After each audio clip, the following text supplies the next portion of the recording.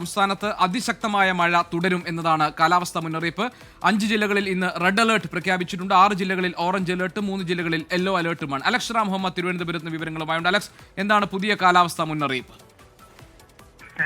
നിലവിൽ ഇന്നത്തേക്ക് തന്നിരുന്ന മഴ മുന്നറിയിപ്പ് കേന്ദ്ര കാലാവസ്ഥാ വകുപ്പ് പുതുക്കിയിട്ടുണ്ടെന്നുള്ളതാണ് ഏറ്റവും പ്രധാനപ്പെട്ട കാര്യം. രാവിലെ 10 മണിക്ക് വീണ്ടും പുതുക്കിയ മുന്നറിയിപ്പ് വന്നിട്ടുണ്ട്. ആ മുന്നറിയിപ്പ് അനുസരിച്ച് കൂടുതൽ വടക്കൻ ജില്ലകളിൽ അതിതീവ്ര മഴയ്ക്കുള്ള സാധ്യതയുണ്ട് എന്ന് കേന്ദ്ര കാലാവസ്ഥാ വകുപ്പ് പ്രവചിക്കുന്നു.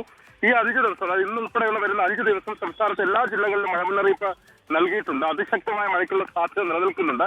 പക്ഷേ വടക്കൻ കേരളത്തിലാകട്ടെ അതിതീവ്ര മഴ ഈ ദിവസങ്ങളിൽ ലഭിക്കുമെന്നാണ് കേന്ദ്ര കാലാവസ്ഥാ വകുപ്പ് അറിയിക്കുന്നത്. ഞാൻ നേരത്തെ സൂചിപ്പിച്ചതുപോലെ 5 ജില്ലകളിൽ വടക്കൻ കേരളത്തിൽ റെഡ് അലേർട്ടാണ് ഇന്നും നാളെയും. കാസർഗോഡ്, കണ്ണൂർ, കോഴിക്കോട്, വയനാട്, മലപ്പുറം ജില്ലകളിലാണ് ഇന്നും നാളെയും അതിതീവ്ര മഴയ്ക്കുള്ള സാധ്യതാ മുന്നറിയിപ്പായ റെഡ് അലേർട്ട് പ്രഖ്യാപിച്ചിട്ടുള്ളത്.